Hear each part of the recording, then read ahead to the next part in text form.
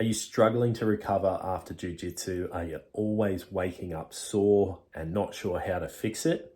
In today's video, I'm going to give you the red hot tips on how to improve your recovery and therefore maximize your time on the mats.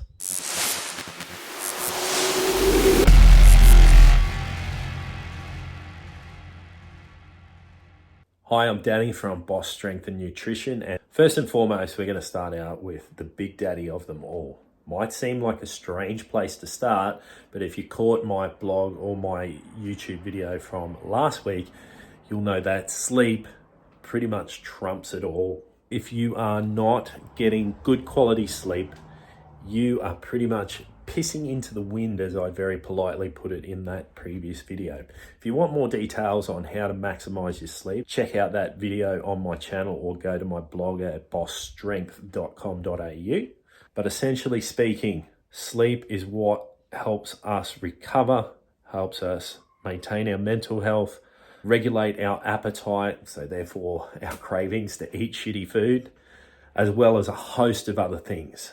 Main point is, if you're not getting good sleep, forget about whether you've got the perfect training plan. Forget about whether you've got a super secret meal plan. Sleep is honestly the first port of call. So get that shit sorted first. Number 2, incorporate strength and conditioning. Well, fancy that. Personal trainer that does jiu-jitsu as well, and he's recommending strength and conditioning. Jokes aside, other than sleep, if there's one other thing on this list that is going to maximize your longevity and improve your recovery and minimize your injury risk, this is it. If you're not doing some form of resistance exercise, your injuries will pile up a lot easier, and there's a really good chance that your jiu-jitsu career will end prematurely. Honestly, it's not just about making your muscles bigger. It's about strengthening and stabilizing the joints, and also helping to avoid those lifestyle diseases like diabetes, heart disease, and the other issues that are associated with old age like osteoporosis and sarcopenia. If you're not doing strength training, you are missing out. It is the closest thing we have to the fountain of youth until science finds something better. Number 3, embracing a tailored warm-up routine. I'm sure many of us in the jiu-jitsu community, if you've trained at a few schools in your time like I have, you'll know that some of the warm-up routines can be very ho-hum. I have personally seen some really great warm-up routines in my time, and I've seen some terrible ones as well. Now, the old stock standard jiu-jitsu warm-up might not be quite enough for your older athletes. And it's one thing that I've actually implemented myself, was taking 5 or 10 minutes, whether that's before I walked out the door to class or just rocking up a little bit earlier, and getting my own little supplementary warm-up routine done. Now, what that meant was my injury rate went right down, and therefore my time on the mat was much more consistent. So yes, it will take a tiny little bit more organization, but I promise that extra 5 or 10 minutes hitting all those tight spots that are unique to you using dynamic stretching techniques will make a world of difference. Number 4, prioritizing drilling over sparring. This can be a bloody tough pill to swallow for your average jiu-jitsu tragic. Admitting that you have to reduce your training intensity, whether that's temporary or longer term, that is not an easy thing to come to terms with, speaking from experience. But the point is, if you want to maximize your sporting longevity, these are the sort of things that you will need to come to terms with at some point if your body is failing you. I know for me,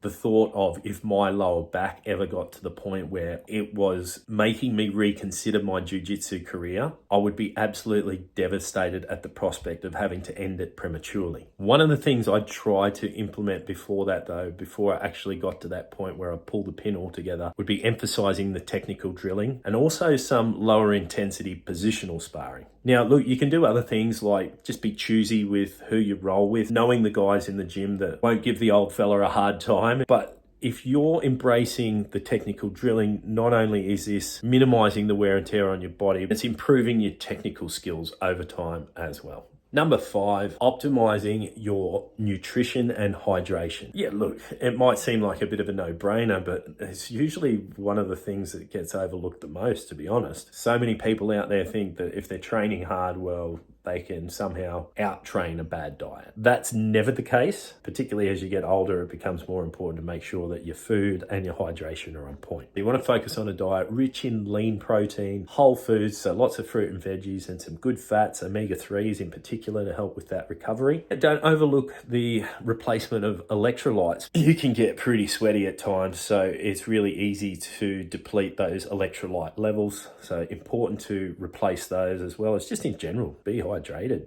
All these sort of things are the building blocks that our bodies require for that repair and recovery. Number 6, incorporating active recovery. What is active recovery? Well, it's low intensity exercise. It doesn't really put any extra stress on your system, on your muscles and your joints when you're already a little bit banged up or sore. Examples of that are dynamic stretching, so stretching with movement, going for a brisk walk or a really slow run, going for a swim, anything that sort of just elevates that heart rate a little bit, gets the blood flowing and starts to push out that lactic acid and make sure the muscles are getting the blood flow they need. You get a little bit huffy puffy, a little bit sweaty. It's really, really low intensity. Number 7, listen to your body. I'll say this again, listen to your body. It sort of gets drummed into us throughout our jiu-jitsu career. I just sort of push through, and look, that's kind of okay when you're a little bit younger and your body's got the ability to recover a little bit better. But especially once you're over 40,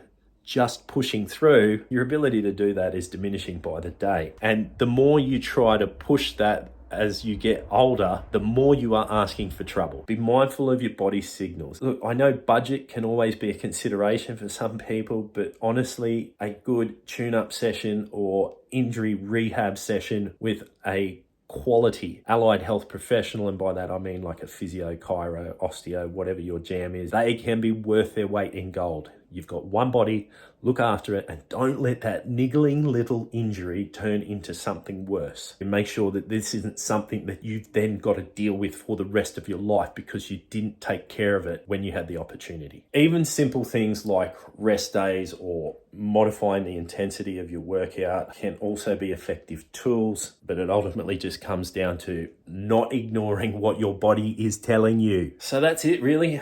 Just a few red hot pro tips to give you a few more tools for the toolbox on how to improve your recovery for jiu-jitsu. I really hope that helps maximize your time on the mats and your training consistency. If you have any other questions, drop them in the comments below or send me a DM. And if you want that extra help with a structured training and nutrition program specifically for Brazilian Jiu-Jitsu, hit me up on Facebook or Instagram, Boss Strength and Nutrition. Until next time, Boss Man out.